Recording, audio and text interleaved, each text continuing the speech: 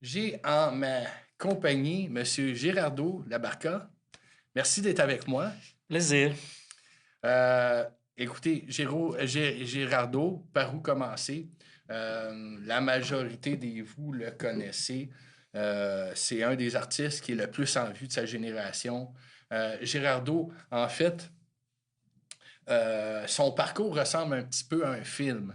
OK? C'est ça que tu m'avais dit, oui. Ouais, c'est vraiment ça. Parce que Girardeau, là, faut vous mettre là, quand il a eu 18 ans, il est parti de son pays. On va faire le tour ensemble. Il est parti de son pays. Il est venu s'établir ici, à Montréal. Il a eu une carrière extraordinaire dans la restauration. Ensuite de ça, il a délaissé sa carrière dans la restauration. Puis quand je vous dis extraordinaire, c'était un des restaurateurs les plus en vue, puis qui il avait vraiment une table qui était réputée. Puis, il a tout délaissé ça, puis il s'est consacré à ce qu'il voulait faire, à peindre des tableaux. Aujourd'hui, j'ai en avant de moi un homme qui est sur son X, que je connais personnellement, puis que j'aime d'amour. Il est extraordinaire. Donc, merci encore. Bienvenue, Ben, Gérardo. merci beaucoup pour cette belle introduction. D'ailleurs, ça sera pas facile de tout résumer, Non, tous c'est ces ça. parcours dont tu fais mention, là. Mais voilà, merci beaucoup d'être là. Je vais essayer de vous parler un peu de moi, là, cette partie, comme dit le podcast, humaine, Ouais, qui, euh, qui me différencie ou que parle de moi-même. ouais. Écoutez, j'ai hâte déjà d'aborder la première question. Parce que, comme les autres entrevues, ce qu'on va faire, c'est qu'on va partir de ton enfance. Mhm. Puis là, on va partir de Gérardo, quand Mhm. il est né. Oui. C'était quoi Gérardo quand il était un petit garçon? Oui. Puis, donc, d'emblée, t'es né au Venezuela. Ouais, dans la ville de Maracaibo. Maracaibo, c'est la deuxième ville la plus importante du Venezuela. D'ailleurs, Venezuela, c'est un pays qui vit du pétrole Hmm. et la plupart des gisements de pétrole se trouvent à Maracaibo. Alors, qu'est-ce qui est vraiment drôle dans tout ça, c'est que Maracaibo, il y a une mentalité un peu comme celle du Québec. OK. Nous, on est très régionaliste. On a une façon de parler très différente du reste du Venezuela. Et n'importe quelle personne, par exemple de Caracas ou de notre partie de Venezuela, vont m'appeler Maracucho. Et Maracucho, c'est la désignation qu'ils me donnent pour dire hey, t'es de Maracaibo et on est très, très, très fiers de ça. Je suis né là-bas. J'ai passé une enfance vraiment incroyable. Je suis un des plus petits des six enfants. OK. Et dans une famille ouvrière, mon père a travaillé toute sa vie pour les compagnies pétrolières Hmm. à Maracaibo, dans les bateaux. Et il travaillait dans les remorqueurs pour accoter les grands bateaux pétroliers. Et c'est ça, j'ai eu une très belle enfance avec mes frères et sœurs. J'allais dans des écoles privées. OK. Je pense que mes parents, sans avoir beaucoup d'argent, se sont juste concentrés à notre éducation. Venezuela, quelqu'un qui n'a pas étudié, c'est personne. OK. Alors, la mentalité, depuis que tu nais, c'est il faut étudier, il faut étudier, il faut aller à l'école, il faut aller à l'université, il faut devenir professionnel. En étant le plus petit, c'est sûr que j'avais comme exemple mes frères Ouais. et mes soeurs aînées, mais ce n'était pas quelque chose qui m'attirait. Quand je me suis diplômé très tôt de la secondaire, et mon premier choix, c'était la médecine. OK. Mais c'est ça, c'est là qu'a commencé mon problème de savoir si je voulais rester au Venezuela dans le sens de c'est une carrière qui te demande beaucoup Ouais. et pourtant aussi il faut que tu dépendes de tes parents pendant que tu fais 7 ans de profession, Ouais. quelque chose que je ne voulais pas. Ça aurait été quand même beau, hein? Docteur Le Docteur Barca. Labarca, Hein? oui. Ça sonne bien. Ça sonne bien. Mais Ouais. c'est pas grave, là. C'est Gérardo Labarca, artiste, Ouais. c'est tout aussi bon. Donc là, ça, c'est ce qui t'a poussé à un moment donné à dire, ben, je veux me découvrir, je veux faire. Mais au niveau artistique, est-ce que tu savais quand tu étais jeune? Est-ce que tu ressentais que tu avais quelque chose à exprimer? J'ai toujours été très artistique dans tout ce que je fais, mais j'étais très doué pour le dessin Hmm. et à l'école et dans tout ce que je faisais. Mais je ne sais pas si les artistes le savent, là, mais te dire que tu vas faire une carrière en art, dans un pays comme Venezuela, c'est loin d'être logique. Alors, c'est sûr que je n'ai pas eu l'encouragement de ces côtés-là, même si ça se voyait, si j'étais très félicité parmi les choses que je faisais, aussi pour mes copains d'école, ma famille, tout ça, mais ce n'était pas quelque chose que c'était envisageable de faire au Venezuela. Alors, mais je n'avais pas non plus l'idée de dire je vais devenir un artiste. Je pense que au vivre de l'art, c'était quelque chose de très vague dans ma tête. Il y avait beaucoup d'autres choses qui venaient dans ma tête avant de me mettre dans cette move que je suis en ce moment. C'est encore au stade embryonnaire. Ah oui, complètement. Puis là, OK, là, ça, cette bout-là, les amis, là, je veux que vous compreniez, je veux vous mettre... J'essaie de vous faire ressentir le feeling, parce que moi, quand j'y pense, c'est quelque chose, parce que à 18 ans, tu as pris la décision de quitter le Venezuela. Je quitte d'abord la ville de Maracaibo pour m'en aller travailler avec les compagnies pétrolières dans une autre ville. OK. Ça, c'était comme mon premier essai d'être un peu indépendant. Je suis revenu à la ville de Maracaibo et quand j'ai eu 20 ans, c'est là qu'a commencé mon besoin de dire, je pense que j'ai fait le tour. C'est comme si je me disais, OK, je vais être indépendant, il faut que je sois loin de la maison familiale parce que mes parents étaient vraiment des gens très protecteurs. C'est très commun dans la famille latino-américaine. Mais à différence de mes frères et sœurs, là, ça a été toujours une affaire dans moi que c'était je vais m'en aller. C'était une joke dans ma famille que Gerardo veut s'en aller. Je veux m'en aller, je veux m'en aller. Alors, je ne savais même pas où. Donc, tu es arrivé à l'aéroport. Ça avait l'air d'un pays européen. Ça parlait français. Tu es parti de là. Première chose que tu as faite. C'est ça. On est venu me chercher et on est allé à Saint-Léonard. À Saint-Léonard. Et c'est là que mes amis m'ont reçu. C'est des connaissances qu'on avait du Venezuela. Okay. Alors, en essayant de trouver des contacts ici, on s'est communiqué et ils m'ont reçu pendant quelques mois chez eux. Okay. C'est là que j'ai commencé à travailler dans la manufacture. Manufacture de bas de nylon, de minuit à 8 heures. Et aussi, ça c'était comme pendant un an et demi. J'ai commencé, en même temps, j'ai allé à l'école pour apprendre le français dans une école secondaire à Saint-Léonard, Antoine de Saint-Exupéry. Peut-être que les gens... Ben oui.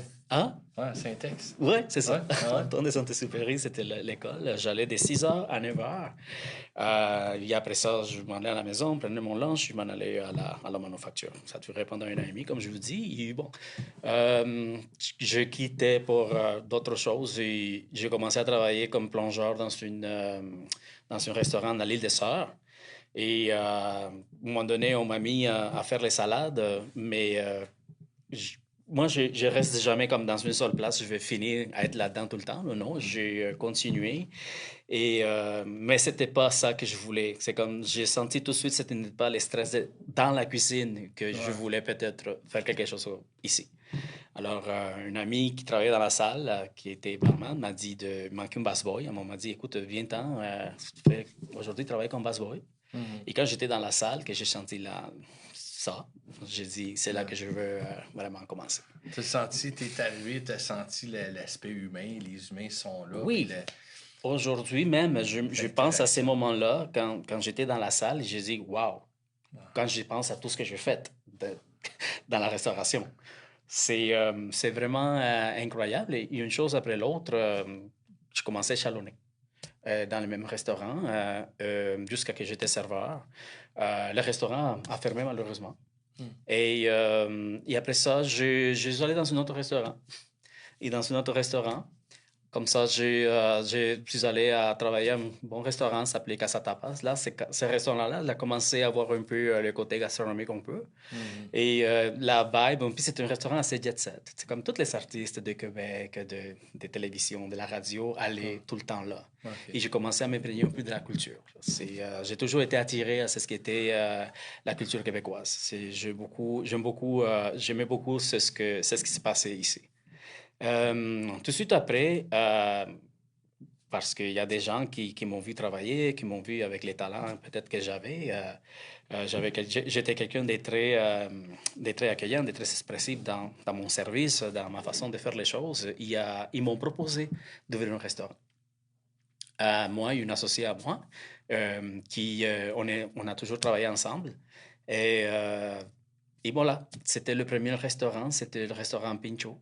Pincho, c'était un petit restaurant du plateau et c'est là qu'on a commencé à travailler sur ce que c'était la haute gastronomie. Euh, Pincho a été choisi parmi les 10 meilleurs restaurants au Canada, selon la revue En Route.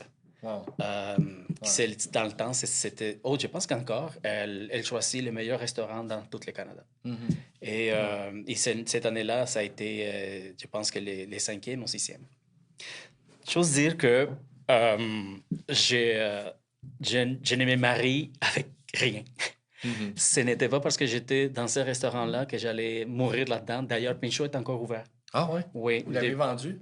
Bon, j'ai juste quitté.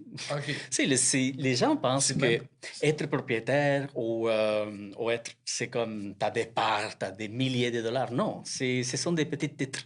Tu comprends? C'est des choses comme juste pour m'avoir dans la salle, pour m'offrir 5% pour pouvoir être dans l'équipe de Pincho. Mais bon, c'est un restaurant qui a gardé toujours son excellence. Il est encore ouvert. Mais pour moi, il y avait des choses que je n'aimais pas, comme rien qui pourrait signifier un attachement à quelque chose, que j'allais rester là, mais m'encourageait pas. Tu sentais que c'était bien, mais c'était pas encore ça. Exactement. Je pense que c'est la première fois que j'ai senti que quand on a eu toutes les belles critiques, quand on a eu toutes les belles accueils, que c'était comme un succès, je me suis dit, et maintenant quoi? Bon, une autre. C'est quoi la prochaine étape? J'ai fait un autre restaurant. Alors, celui-ci, c'était sur la rue Saint-Laurent. C'était une autre chose. C'est plutôt un peu plus jet set, plus... Et non. Aussi, celui-là, il a fallu que je le ferme. La rue Saint-Laurent, je ne sais pas si vous le savez, mais ça passait presque 2 ans en construction.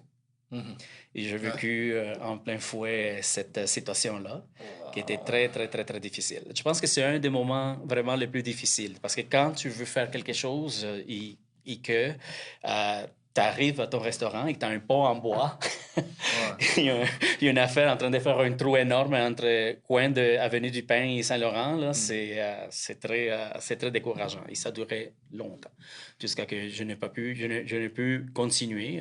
Dans la restauration, quelque chose qu'il faut, c'est le rein solide. Il faut avoir beaucoup d'argent dans le sens de pouvoir éponger toutes ces choses-là. Ça prend. J'ai regardé une série à un moment donné, je m'en souviens pas, mais je me souviens pas du titre de cette série. Ah oui, ok, non, c'est une série, excuse. C'est une série américaine, mais le gars, c'est un avocat, peu importe l'histoire. Mais tu sais, la femme est prise là-dedans, un propriétaire de restaurant, puis elle est prise pour se battre contre la ville. Parce qu'ils font exactement ça. Exactement. Puis ça tue le business. Elle dit, les gens veulent me voir, et je suis réputé, mais là, les gens, ils peuvent même pas se rendre chez moi sans aller se parker à 2 km puis se faire ensevelir par des bruits. C'est sûr, c'était un show, fait qu'il y avait des marteaux-piqueurs à longueur de journée. Là. Exactement. Alors, c'était vraiment difficile. À ce moment-là, j'ai pris mon premier break. J'ai parti au Venezuela. Au Venezuela, ça, c'est une autre étape de moi, qu'une fois adulte, je reviens, mais mes parents avaient acheté une petite ferme. Et je suis venu avec l'idée de faire une ferme de pisciculture, les poissons et toutes ces choses-là. Alors, je me suis investi beaucoup là-dedans. Et on a fait une belle ferme de poissons qu'on vendait exclusivement à des supermarchés. OK. Oui, des poissons frais. Et même chose, je pense que là, ça commence la dualité entre être Canadien et être Vénézuélien. Quand j'étais ici, Venezuela me manquait. Quand j'étais là-bas, Canada me manquait. C'est très difficile. Alors, une fois là-bas, commence le petit problème. Tout est différent. C'est très désorganisé. Alors, en plus, tu travailles avec la famille. C'est difficile. Je suis revenu ici et on m'a appelé pour ouvrir un autre restaurant. Alors, celui-là, c'était sur la rue McGill, dans le Vieux-Montréal. Ça s'appelait Barry Buff. Là-dedans, j'ai travaillé avec un excellent chef euh, qui il a eu beaucoup de confiance. D'ailleurs, avec tous les chefs que j'ai travaillé, il me faisait beaucoup de confiance à ce que je faisais dans la salle et comment j'ai dirigé mon équipe pour que ce que lui faisait dans la cuisine se rendait aux clients et que les clients aient une expérience incroyable. Alors, c'était pour moi, quand je savais où est-ce que ce chef-là avait travaillé avant, pour moi, ça me grandissait beaucoup. Étant donné que j'ai jamais étudié dans la restauration, j'ai travaillé avec des grands sommeliers, j'ai travaillé avec des gens qui sont allés faire des stages en France et toutes ces choses-là. Mais mon métier, c'était juste un métier que je faisais et que j'ai juste échelonné parce que j'aime la perfection, parce que j'aime beaucoup faire les choses bien. Et peut-être les personnes qui étaient autour de moi voyaient ça, ma constance et comment je faisais les choses bien. Ils m'ont aidé à continuer à aller vers cette indépendance, pour le dire de cette façon-là. Barry Buff, ça a été un bon projet, mais en même temps, ça, vous allez dire, oh my God, chaque restaurant, il y a un problème, et ça va. Non, dans les restaurations, c'est comme ça. Finalement, encore, chaque fois que j'avais une dépression pour les situations qu'il y avait à voir avec la restauration à Montréal, je partais au Venezuela et j'avais mon autre côté, c'était la ferme. Alors, pendant qu'ici, je servais les maires de Montréal et là-bas, je parlais avec des personnes qui ne savaient même pas lire et écrire. Et j'étais vraiment heureux. Mais c'est ça, pour la dernière fois, Venezuela a commencé avec des problèmes vraiment graves, au point que le gouvernement nous a enlevé, exproprié notre terre, parce que c'est arbitraire comme ça. Et je suis revenu, et voilà, j'ai fait mon dernier projet, c'était le Mescla. Le Mescla, c'est un petit restaurant. Je suis allé à un café. Les messieurs cherchaient quelqu'un pour partager la business, c'est-à-dire le matin, c'était le café, et le soir, je prenais le restaurant comme un restaurant. Aller chercher les permis d'alcool et tout ça.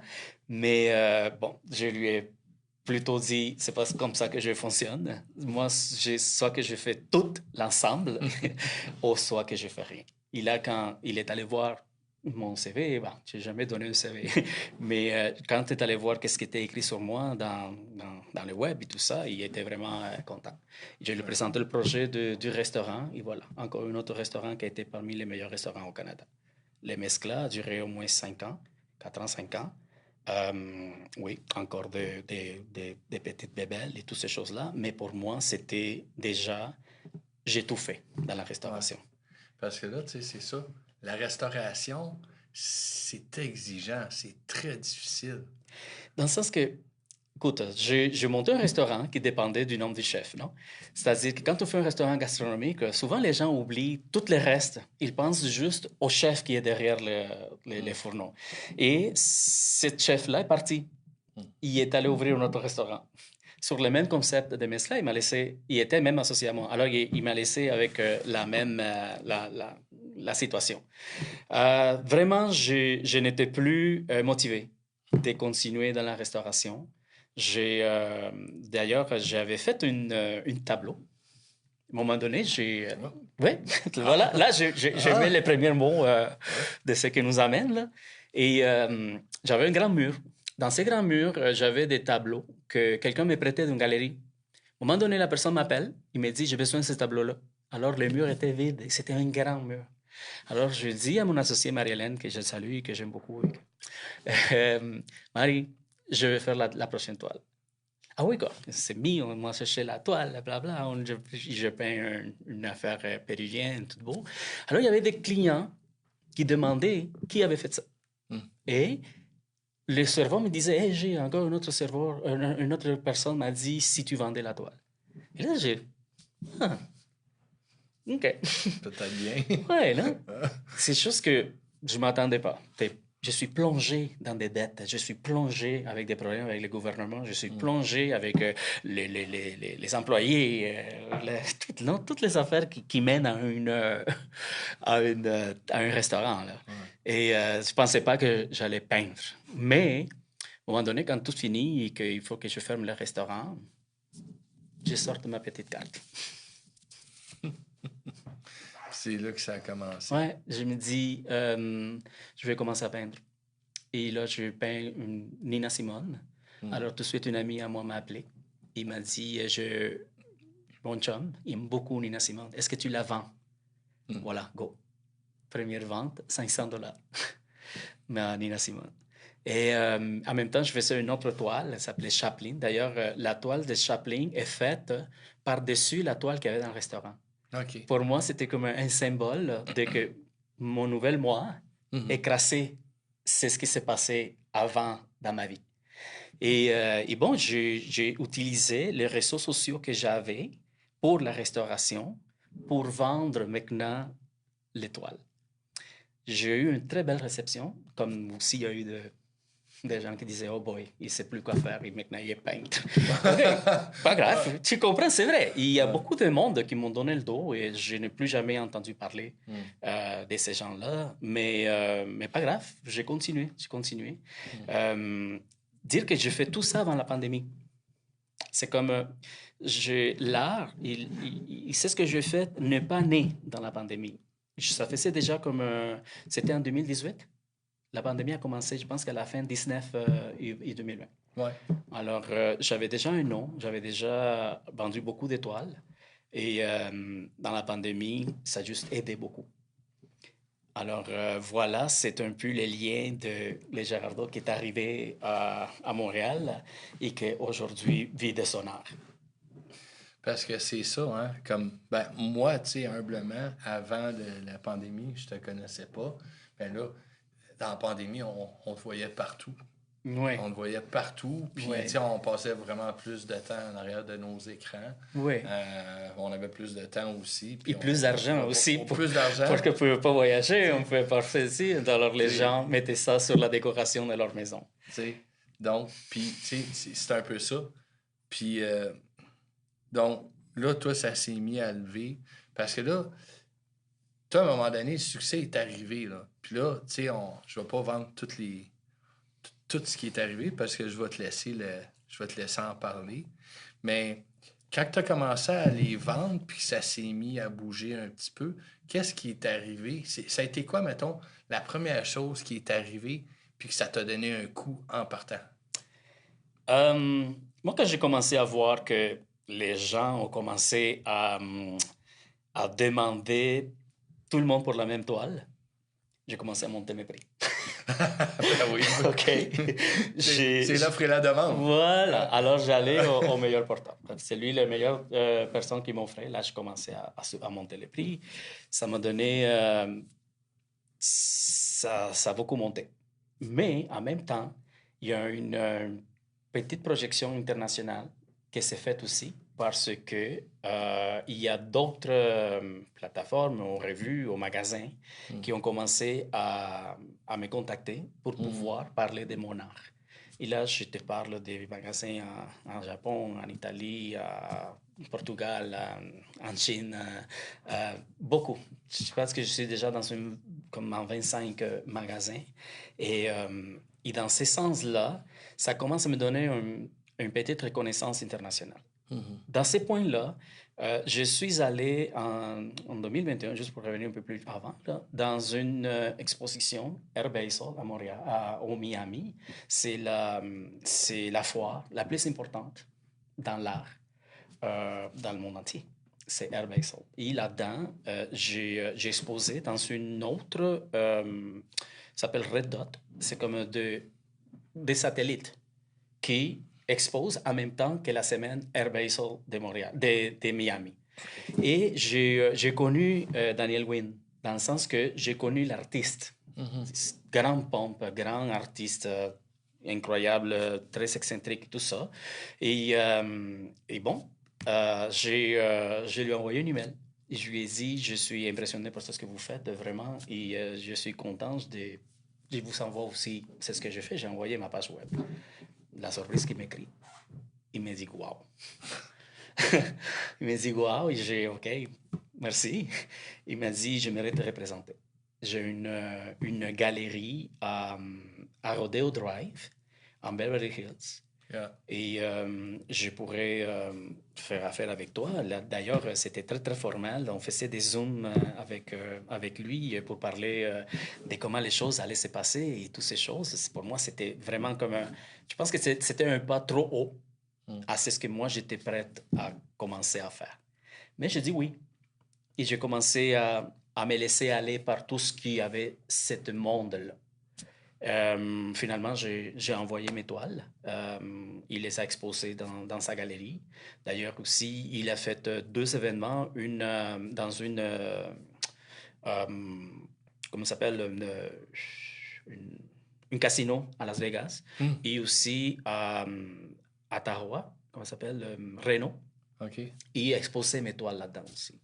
Chose que c'est ça ma première c'est que il me demandait l'exclusivité. L'exclusivité, c'est quelque chose que j'ai jamais donné à personne dans ma vie, de rien. Mais je me suis dit, peut-être que c'est comme ça marche. Alors, il a demandé 60% des gains quand il vend une toile. Et aussi, il a mis des prix vraiment hauts. Je te parle des 35 40 000 $, une toile de Gerardo Labarca. US. Oui, US. En même temps, j'étais dans la galerie de Maël en centre-ville. Alors, il m'a obligé que la galerie de centre-ville vende les toiles au prix canadien de ce qu'il vaut aux États-Unis. Wow. Quelque chose que, malheureusement, avec la galeriste Brigitte, ça n'a pas beaucoup marché parce que comment tu sautes à des prix comme ça. Ouais. Que d'ailleurs, entre toi et moi, on n'a pas obéi et on a laissé les prix comme ça. Okay. Oui, alors, mais en même temps, je me sentais que je faisais quelque chose de mal. Ouais. Et je n'attendais que le moment de pouvoir finir avec ces contrats-là pour reprendre ma liberté. Parce que là, tu étais au Winslavin Fine Arts. Ouais. À Beverly Hills. Exactement. Puis là, fait que c'est ça. Là, tu as fait comme un moment donné, c'était rendu un petit peu trop... Ben, c'est parce que tu m'en avais parlé. Tu as dit, c'est parce qu'à un moment donné, c'est plus moi. Tu sais. Les gens ici, ils ne devaient pas trouver ça drôle non plus. Là. Non, mais je me disais, OK. C'est, quand tu parles de l'entrepreneur, j'ai toujours été un vendeur. Quand je te parle que les chefs mettaient sur ma responsabilité leur bouffe pour que moi, leur plat, leur création, pour que moi, je les vende aux clients, ça, c'est tout l'ensemble de tout. En plus que vendre, pour moi, les produits, ce n'était pas juste les plats. Pour moi, les produits, c'était tous les restaurants. Et moi, je vendais ça. Je vendais, venez chez nous, à l'adresse telle. Tu comprends? Parce que c'était même pas comme les derniers restaurants, c'était dans une rue vraiment perdue. Les gens, il faut qu'ils savent où est-ce que tu habites, où est-ce que tu es pour aller venir te visiter. C'est pas comme dans une rue très comme Soumaya qui était en Saint-Laurent ou l'autre, non? Mais juste pour te dire que côté entrepreneur, j'ai toujours géré aussi les ventes de mes toiles, toutes les choses que je faisais à propos de tout ça. Et je me suis dit, peut-être j'aimerais me reposer un peu et laisser les autres vendre les choses pour moi. Et moi, je veux juste peindre. Je pense que c'est ça qu'aimerait n'importe quel artiste, non? Parce que c'est deux choses complètement différentes. C'est te mettre à vendre, c'est t'exposer deux fois. Tu t'exposes parce que c'est ce qui t'a pendu. Voilà, ça c'est moi.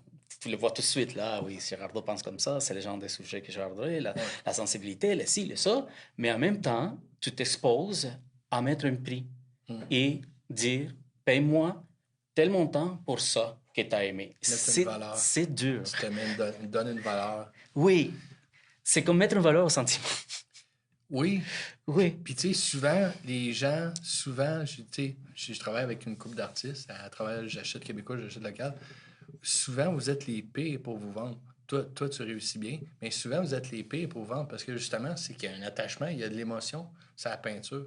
Les gens qui achètent une de vos œuvres, ils achètent pas juste l'œuvre, ils achètent un morceau de toi, ils achètent ta création. Tu sais, quand on arrive, qu'on mette voici un tableau. Ah, mais c'est un Labarca, puis on va raconter l'histoire du tableau, puis on va raconter ton histoire, puis ça vient tout ensemble. Et c'est pas juste ça, c'est qu'avec tous ces mondes-là, j'ai créé un lien. Ouais. sont tous mes amis. Et je pense que tu as été témoin dans mon exposition cet Ouais. été. Ouais. C'est toutes les gens qui étaient là étaient propriétaires des tableaux de Gérard de la Barca. Ouais. C'était, pour eux, c'était comme une rencontre pour être content de ce qui m'arrivait. Ouais. Et C'était comme un qu'eux meet. étaient fiers Ouais. d'avoir un La Barca. Parce que des fois, ils le mettent sur Facebook. Ils disent, je suis très content pour mon tableau. Ils le mettent, ils montrent la photo où est-ce que Ouais. c'était dans leur maison.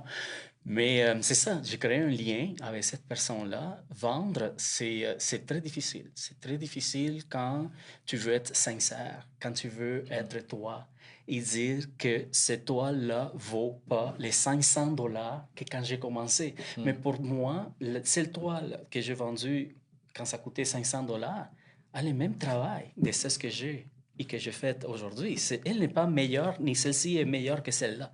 Tu comprends, je veux dire, où est-ce Ah que ouais. la valeur commence à te définir comme l'artiste Ouais. ou comme l'exclusivité. Mais tu sais, on s'entend que ta première peinture, celle à 500 là, le propriétaire doit être content de Le l'avoir propriétaire, actuellement. il est très, très, Tu très sais? content. Oui. C'est une amie, Wow. Étienne. C'est ça. Il était aussi dans l'exposition, que d'ailleurs, il y a une autre toile qu'il va avoir. Et c'est ça, c'est des choses que tu comprends que dans mon nouvel univers, ça se passe différemment. Mon travail, que je ne vois pas comme un travail, que d'ailleurs, des fois, je dis combien de clients il fallait que je serre pour pouvoir avoir cet argent-là. C'était incroyable. Et moi, je l'ai fait chez moi, dans mon bel atelier, dans ma montagne et tout ça. Ouais. Alors, je me suis dit, c'est ça la réussite. Non, la réussite, c'est que tu travailles, mais que le mot travail, tu ne le sens pas. Ouais. C'est juste que tu vas et tu fais les choses que tu aimes sans compter que il faut que je fasse ci, il faut que je fasse ça. Non, au contraire. J'ai juste envie de me réveiller pour aller continuer ma toile parce que je suis content. C'est ça la vraie réussite dans des choses. Je n'ai jamais senti comme ça dans la restauration, même si j'étais content. Je pensais que dans la restauration, il me manquait quelque chose, toujours, non? Et c'est pour ça que des fois, j'allais en reculant ou mon caractère a changé pendant les années. Mais avec la peinture, je suis complet. Ben, tu sais, en fait, la satisfaction, ça vient pas nécessairement avec le sentiment d'être bien. Tu sais, la satisfaction, on est satisfait un jour.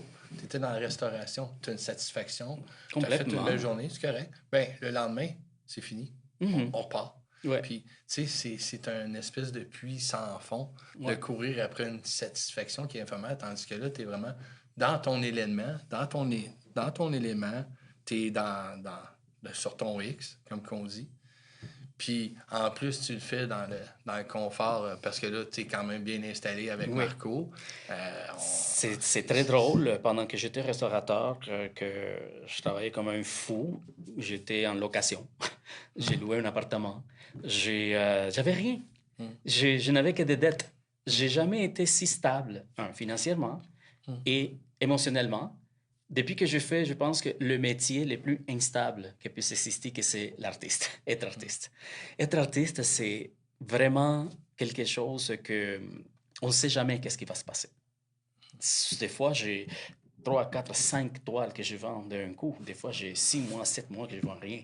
Tu comprends? Mais moi, tout cet argent-là, je le garde et je vis tranquillement. Tant que je puisse payer ma belle maison, que je puisse payer mon auto et que je puisse vivre la vie que je vis, je suis complètement heureux. Je n'aspire pas à avoir une galerie à Beverly Hills. Oublie ça, ça va pas avec moi. D'ailleurs, c'est la chose que moi aussi, ça m'a fait retirer parce que en étant dans ce monde de ce personnage, qui d'ailleurs est super gentil, il faut aussi jouer cette game, non? Être présent dans cet événement. Mais cet événement-là réunissait les artistes de Hollywood et de ci, de ça. Alors, qu'est-ce que je vais aller mettre? Je ne vais pas m'acheter une Versace juste pour aller parler avec ses amis. Non, tu comprends? Alors, non, je ne vais pas. Parce qu'en plus, je suis à Montréal et ça, c'est à Los Angeles, non? Mais en même temps, si je suis là-bas, combien ça va m'écouter juste être présent? Ouais. Non, c'est quelque chose qui ne va pas avec moi. Ça vient avec un espèce de niveau de vie que probablement qu'à la fin, de toute façon, il t'en reste pas plus dans les poches. Parce que de toute façon, on finit probablement que les gens ils finissent par s'essouffler, se déstabiliser là-dedans. Non, mais s'il y a des gens, s'il y a des gens qui aiment ça, se promener entre tout ce qui est Louis Vuitton, Versace, ces affaires-là, Ouais. pour moi, écoute, j'aime pas ça. J'aime les choses qui sont confortables, qui sont de qualité, mais si je vois aucune marque, tant mieux. Je ne Ouais, fais c'est pas ça. la publicité pour des gens qui me payent rien. Ah, je vais mettre, Ça fait bien. je vais mettre une publicité, mais paye-moi pour avoir ça et pas me Ouais, remplir c'est des ça. logos de ton affaire pour te faire la publicité. Non, paye-moi. Mais bon, en tout cas, moi, ma vie, c'est maintenant dans une montagne. J'ai mes chiens, mon chien Cassim, mon chien Marco. Mon jardin en été. Ouais. C'est ça, j'essaie de travailler dans le jardinage, toutes ces choses-là, tout l'été pour maintenant, je rentre dans mon studio pour travailler. Mais il faut que je sois tout le temps en train de créer. Tout le temps, tout le temps, tout le temps, tout le temps. Pas juste dans la peinture. Je suis tout le temps en train de faire quelque chose. Il y a une certaine, il y a une certaine notion de spiritualité, en ce sens que, tu sais, quand tu peins, c'est ton intérieur qui ressort. Complètement. C'est comme tu prends ton jardin, puis là, tu le fais rejaillir sur une toile. C'est c'est très introverti comme cheminement. Parce que tu prends l'intérieur, tu sors, tu crées. Écoute, je rentre dans mon studio à 5 heures le matin avec mon café et il est 11 heures et je suis en train encore de faire les yeux.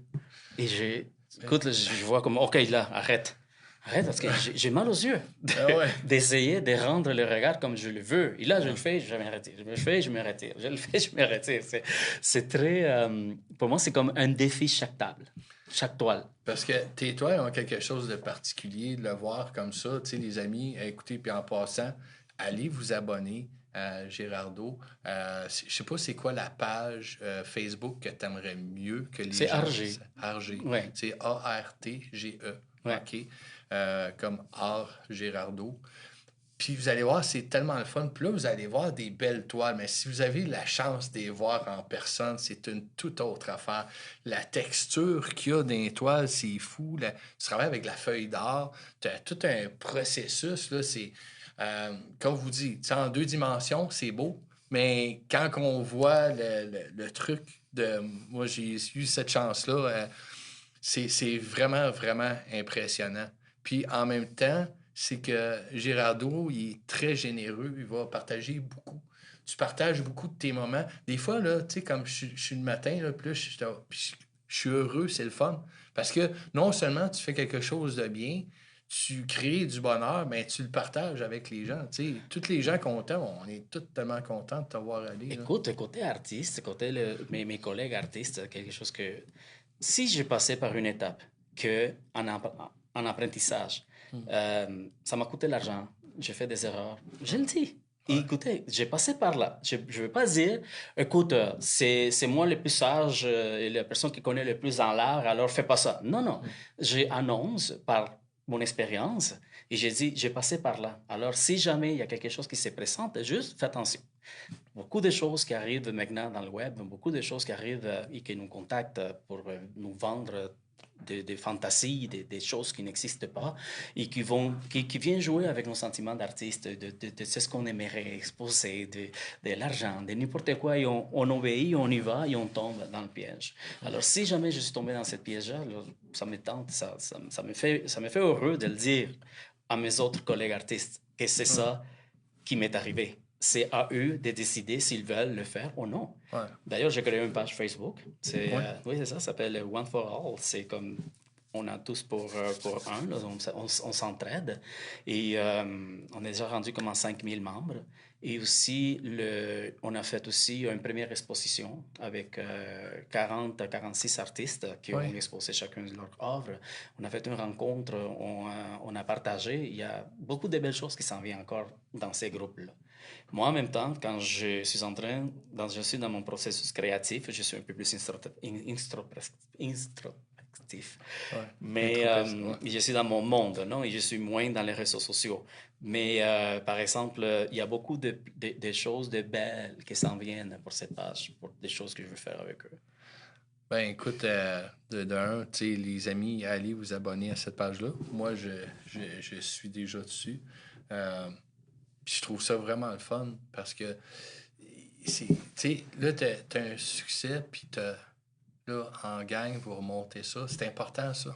C'est vraiment, vraiment important. Quand j'ai commencé, il y avait une petite jalousie ou sentiment des choses qui m'ont venu Ouais, indirectement. Je l'ai pressenti. Mais étant donné que je venais du monde de la restauration et que des restaurants gastronomiques ouvrent et ferment les portes à Montréal comme rien, il y avait la compétition et toutes ces choses-là. Moi, je m'en fous. Je ne suis pas là pour montrer que je suis meilleur que personne. Mon affaire, c'est juste avec les clients qui vont acheter mon offre. Le reste, je m'en fous de tout. C'est comme ma transaction, c'est avec toi. Avant, il fallait que je serve 60 personnes le midi, 60 personnes le soir, pendant 5 jours dans la semaine, et multiplie. Maintenant, tout mon travail, c'est juste pour vendre une toile. Et sinon, elle est là, elle est toute belle chez moi, et elle prend juste la valeur. ouais. Parce que je travaille fort, je Ouais. travaille très fort pour que de plus en plus mon art soit vu partout au monde. Québec, la seule chose que je pourrais dire, c'est que on a un marché assez restreint. Ouais. Et on a beaucoup d'artistes. Les gens ont déjà choisi leur chouchou, ont déjà dit qui sont les artistes qui sont plus en vogue et tout ça. Et pour la relève, des fois, c'est plus difficile de percer ou de monter leur prix. Ouais. Alors, ils sont rendus à toujours vendre ses prix. Bon. Alors, moi, je pense qu'il faut aller ailleurs. Il faut se vendre ailleurs. Il faut envoyer des emails. Il faut montrer votre art à beaucoup de monde. Il y a tellement, maintenant, avec les réseaux sociaux, avec l'Instagram, il y a trop d'artistes. Alors, il faut que toi, tu fasses l'effort pour que c'est toi qui s'identifie. Avec Google aussi. Tu sais, Google, c'est international. Ouais. Tu sais, d'arriver. Tu sais, je t'avais parlé de Radio GQJL. Ouais. Ben, tu sais, Radio GQJL, tu sais, c'est un site web qu'on est en train de bâtir qui est rattaché évidemment à tout ce qui se fait GQJL. Peut-être qu'à un moment donné, tu vas avoir un chandail GQJL. Oh, nice. Je sais pas combien ça va coûter. OK, on va voir. Là, ouais. On est peut-être pas assez riches. Le logo le plus petit possible.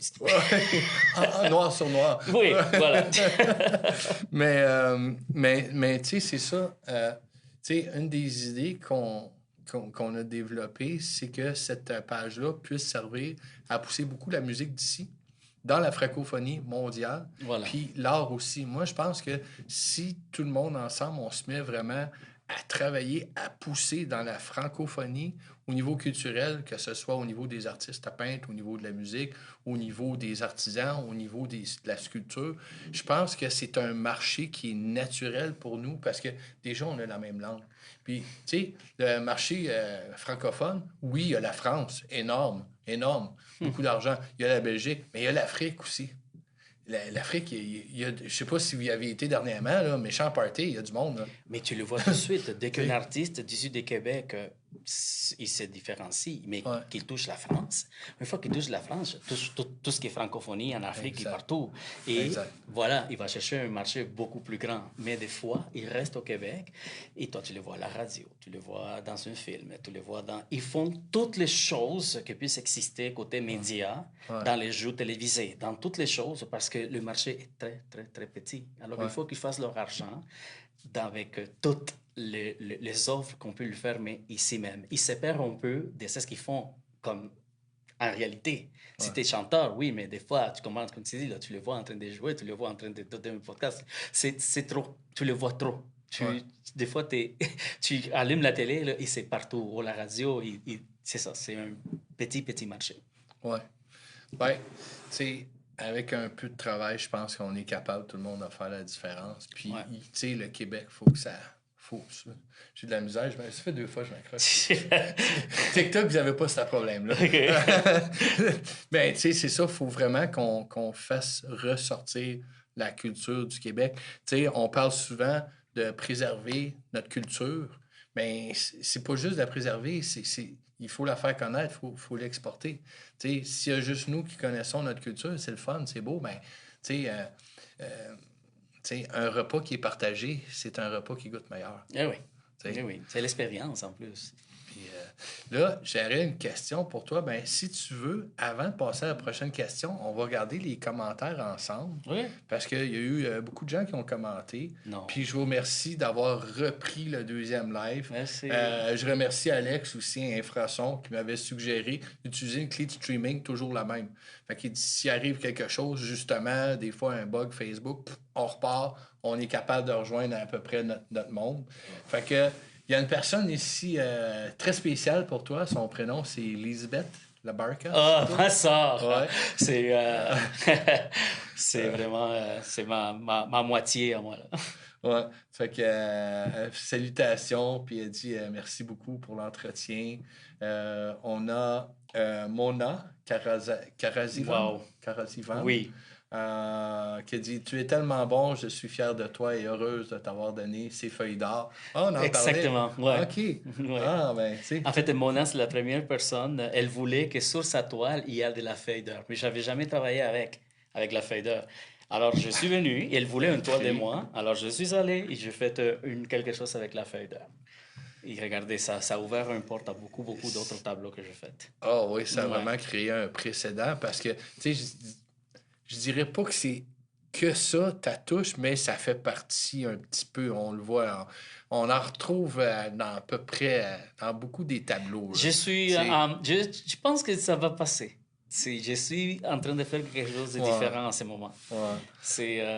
Tu vas voir, la prochaine toile va être une chose que je n'avais pas faite avant.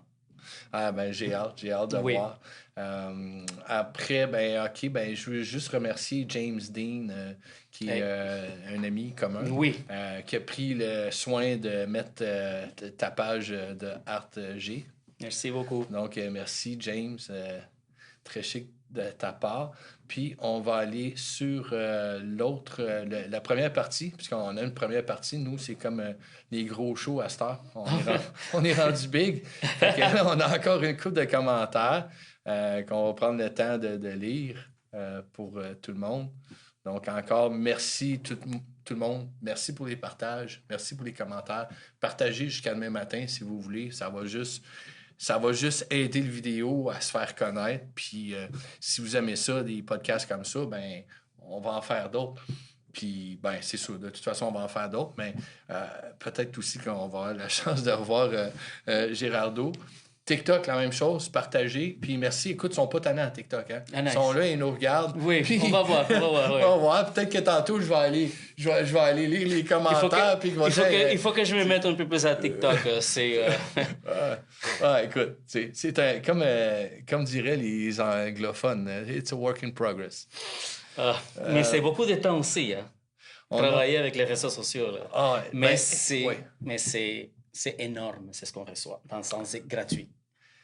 C'est beaucoup de travail. Puis je pense que le plus difficile là-dedans, c'est d'être capable de l'insérer dans une certaine base quotidienne ou hebdomadaire parce que ça prend une certaine discipline. Puis moi, je peux vous en parler, je suis là-dedans quand même pas mal. Puis des fois... Beaucoup de succès avec ton...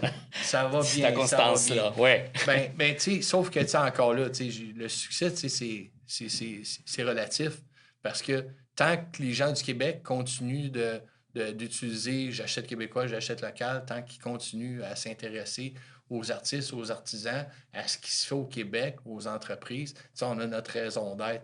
Ouais. Fait que, tu sais, le merci, moi, je le dis plus au public, aux gens qui ont décidé en 2020, OK, hey, on embarque là-dedans, puis ça a monté. OK, ben il y a Mona qui dit ben ça a été un plaisir de nous écouter. Ben, elle l'a écrit après que le premier a coupé. Il y a Marco, on l'a vu dans... Marco, mon beau Marco. Ouais. Le beau Marco. Il est pas juste beau, il est tellement fin. Ouais. Ouais. Donc, je suis le gars le plus chanceux au monde. Ben moi je crois pas à la chance, je crois au mérite. Je crois au travail. Bon, je pense que les fois, les choses se rencontrent. Il n'y en a rien demandé. Hein. On a ce jour raconté déjà comme ça fait déjà 7 ans. Les astres qui s'alignent, Oui. comme qu'on dit. Ouais. Puis, pour finir un petit peu là-dessus, parce que, tu sais, on a un beau podcast, puis encore, les amis, merci d'être là. Merci, Gérardo. Merci beaucoup. Si tu devais laisser un seul message aux jeunes artistes actuellement, on en a parlé, c'est quelque chose qui tient à cœur, puis tu as commencé aussi à vouloir travailler avec eux, ça serait quoi ce message-là? En connaissance des causes, on en parlait beaucoup avec d'autres artistes. Une des premières choses qui fait mal, c'est la gêne. C'est le fait d'avoir peur de se montrer. Nous, les artistes, on montre nos sentiments à travers ce qu'on fait. Il y en a peur de se faire juger. Et quand on nous dit c'est beau, c'est pas bon, c'est meilleur un que l'autre, toutes ces choses-là, ça nous fait et ça nous touche directement. Ça vient influencer complètement notre travail, qu'est-ce qu'on va faire après. Alors, il faut être sûr de soi-même. Il faut complètement oublier tout le monde et ne pas entendre rien. Si je vous disais les choses comme on dit, fais pas ci, fais pas ça, et j'ai rien. Tu comprends? Ben ouais. J'ai rien parce que non. Il faut être vraiment sûr de soi-même et continuer avec votre vision des choses. C'est pas parce que vous voyez peut-être qu'il y a quelques personnes qui ont du succès et c'est ça qu'on vend, alors on va tous commencer à faire la même chose que cette personne fait. Non, non, c'est comme, tant mieux, félicitations. Mais si vous avez votre vision des choses, là, c'est votre façon de le faire. Confiance en soi-même. On dirait c'est cliché. Oui, avoir confiance en soi-même, oui, mais il faut avoir confiance en soi-même pour se montrer. Nous, on est dans le visuel, art visuel. Alors, il faut que les gens voient, c'est ce qu'on fait. Et si vous êtes gêné de le montrer, on commence mal. On a tous les réseaux sociaux pour pouvoir vous montrer. C'est non, je ne veux pas montrer aujourd'hui parce qu'hier, je montrais. C'est pas comme ça que ça fonctionne. Au contraire, montrez-vous. Parce que moi, j'ai déjà mis une toile un lundi et mercredi, j'ai mis la même toile. Et mercredi, je l'ai vendue. Si je n'aurais pas, parce que je suis gêné, peut-être que je l'ai trop montré cette semaine, je ne l'aurais pas vendu. C'est pas tout le monde qui est avec le Gerardo Labarca en train de voir ce qu'il fait. Ça passe très vite. Ouais. Il faut vraiment être insistant. C'est à nous, sans gêne, de nous montrer. Ouais. Et être fier de ce qu'on fait. Ça se transmet.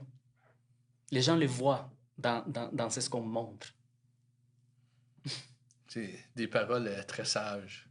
Ben, écoute, je pense que si tu m'aurais dit à 20 ans comment les choses allaient se passer, je peut-être n'aurais pas cru. Mais c'est quelque chose que moi, je savais, c'est que j'ai toujours voulu faire les choses bien, n'importe quoi que je fasse. Mais quand j'ai trouvé que c'était l'art, là, je suis dans mes eaux, et encore, il y a beaucoup de choses qui se manquent. Tu comprends? Là? C'est pas parce que je fais des visages que je vais rester toute ma vie en train de faire des visages. Non, j'ai pu faire ce que ça me tente de faire. Tu comprends? Là? C'est ça qui est cool. Il n'y a pas de règles dans l'art. Il n'y a pas de fais ci, fais ça, ça se fait comme ci, tu devrais utiliser l'huile. Non, non, non. Prends du café, mets-le sur sur une feuille, là, ils vendent ça. Là. Il y a des gens qui le vendent. Ouais. Ouais. Incroyable. C'est inspirant. Ouais. C'est vraiment inspirant. Merci beaucoup. Je te remercie infiniment. C'est moi qui te remercie, Nicolas, depuis le temps qu'on se connaît déjà et que moi aussi je te suis et que je suis hyper fier de tout ce que tu fais pour cette communauté francophone et pour toutes les belles choses qui se passent ici. Merci infiniment. Puis j'espère, merci à vous d'avoir été présent puis d'avoir repris la deuxième partie. Merci TikTok d'être là. J'ai hâte de vous lire. Et puis, écoute, ça clôture notre super épisode de l'humain derrière l'entrepreneur, l'histoire extraordinaire de Gérardo Labarca. Donc, nous, on se dit à la prochaine. Puis, prochaine fois. Gérardo aussi. Et puis, n'oubliez pas, abonnez-vous à sa page. Allez voir, suivez-le. Vous allez voir, c'est du bonheur dans votre vie là, à tous les jours. Merci bien, Nicolas. Merci beaucoup. Ok. Gracias. De nada.